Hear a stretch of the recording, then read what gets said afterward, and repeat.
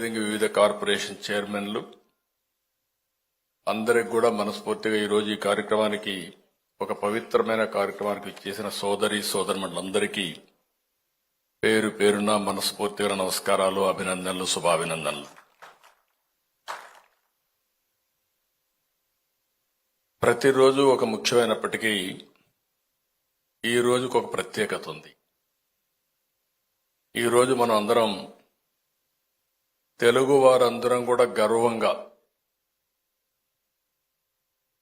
తెలుగు రాష్ట్రంలో మేమున్నామని చెప్పుకునే రోజు వచ్చిందంటే అది ఒక వ్యక్తి వల్ల.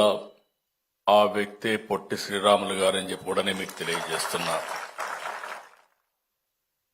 మనం అందరం 24 గంటలు ఆలోచిస్తూ ఉంటాం, మన కోసం ఆలోచిస్తాం. ఇంకొద్ది ఎక్కువైతే మన కుటుంబం కోసం ఆలోచిస్తాం. కొంతమంది గ్రామం కోసం ఆలోచిస్తారు. కానీ కొద్ది మంది ఏ ఒక్కరో జాతి కోసం ఆలోచిస్తారు. తెలుగు జాతి కోసం ఆలోచించి దాన్ని సాధించి పెట్టిన ఏకైక వ్యక్తి పొట్టి శ్రీరాములు గారని చెప్పి కూడా మీకు తెలియజేస్తున్నా. అయితే జరిగిన సంఘటన ఇప్పుడే ఒక ఫిల్మ్ చూపించారు. ఒక మనిషి ఒకటి సాధించాలంటే ఎన్ని అవస్థలు పడాలనో ఆ ఫిల్మ్లో చాలా స్పష్టంగా చూపించే పరిస్థితి వచ్చింది. 58 రోజులు ఉదయం బ్రేక్ఫాస్ట్ చేసి మధ్యాహ్నం భోజనం చేయకపోతే తట్టుకోలేం.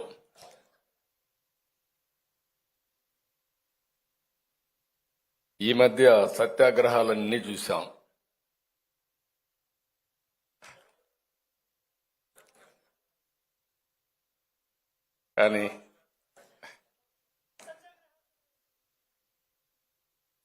కానీ ఒక సంకల్పం,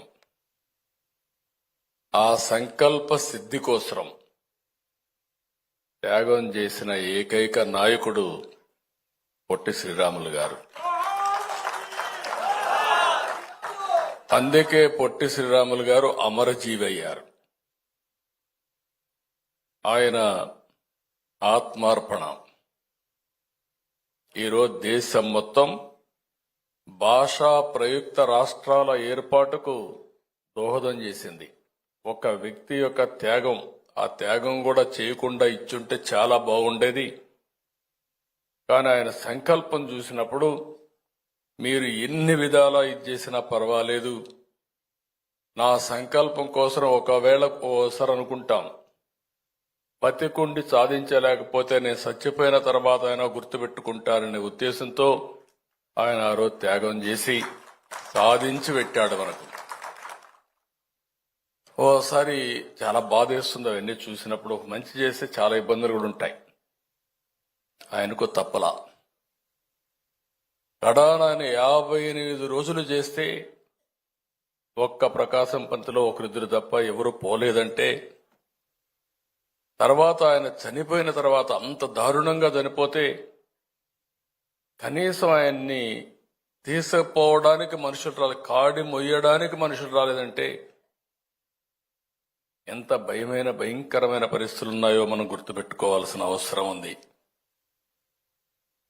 అలాంటివన్నీ చూసినప్పుడు అలాంటి నాయకుల్ని శాశ్వతంగా గుర్తుపెట్టుకునే విధంగా చేయాలని ఆలోచించినప్పుడు నేను కేబినెట్లోనే కాకుండా పవన్ కళ్యాణ్ గారు అయితే ఈ స్ఫూర్తిని రాష్ట్రం మొత్తం నింపవలసిన బాధ్యత మనకుందని చెప్పిన మొదటి వ్యక్తి పవన్ కళ్యాణ్ గారు.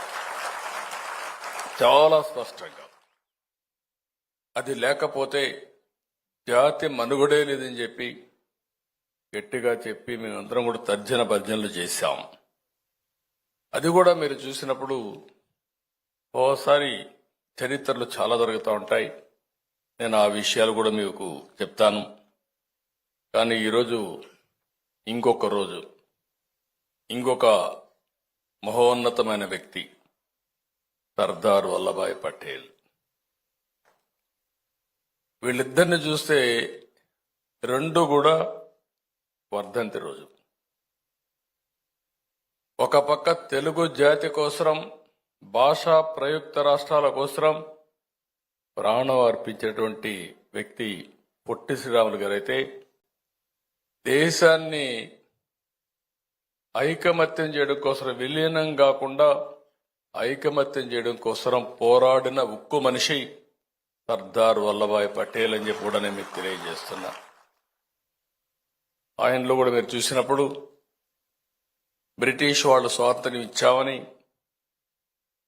దేశం విడిపోయే పరిస్థితి వస్తే ఒక పక్క పాకిస్తాన్, బంగ్లాదేశ్ ఇవన్నీ వచ్చి, ఇంకొక పక్క చూస్తే మన దేశంలో కూడా మేము స్వతంత్ర దేశాలుగా ఉంటామని హైదరాబాద్ రాష్ట్రం కూడా ఆ రోజు స్వతంత్ర దేశంగా ఉంటామంటే, కాదు భారతదేశం ఒకటేనని చెప్పి ఎన్నా ఎనకపోయినా మీరు ఉండాలని చెప్పిన ఏకైక వ్యక్తి సర్దార్ వల్లభాయ్ పటేల్. అందుకే ఆయన కూడా ఒక ఉక్కు మనిషిగా మిగిలిపోయే పరిస్థితికి వచ్చారు.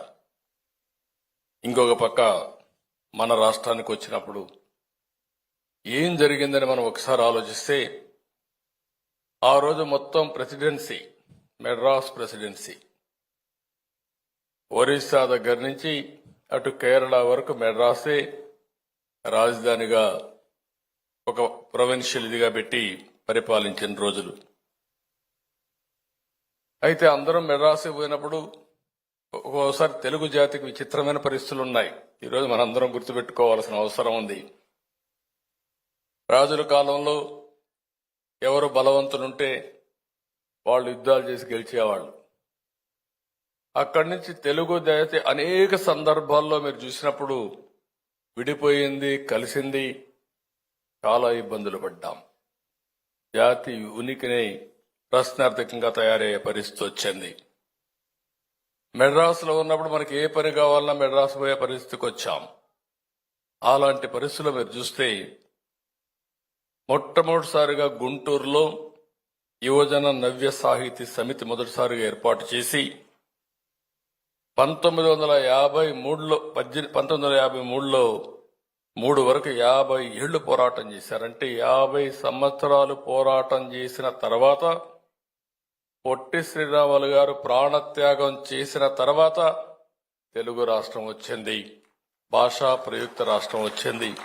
అంటే ఏ విధంగా జరిగిందనేది ఒక ఉదాహరణ. ఈరోజు స్వాతంత్రం కోసం పోరాడారు, మహాత్మా గాంధీ గారు పోరాడారు.